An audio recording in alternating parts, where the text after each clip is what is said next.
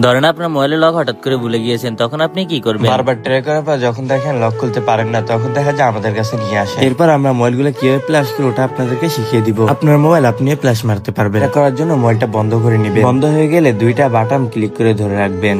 লেখা চলে আসলে নিচেরটা ছেড়ে মাঝখানটা ধরে রাখবেন। এরপর এমন একটা লেখা আপনার মাঝে শো করবে। এখান থেকে 5 নাম্বার অপশনে আপনি নিচে ক্লিক করে নিয়ে আসবেন। এখানে রিসিট অপশনে ক্লিক করে আপনি আবার পাওয়ার বাটনে ক্লিক করে দিবেন। তো দেখবেন এখান থেকে আরেকটা অপশনে নিয়ে যাবে। দ্বিতীয় অপশনে সিলেক্ট করে আপনি এটাও আপনার পাওয়ার বাটনে ক্লিক করে দিবেন। দেওয়া হয়ে গেলে আপনি কিছুক্ষণ সময় নেবে।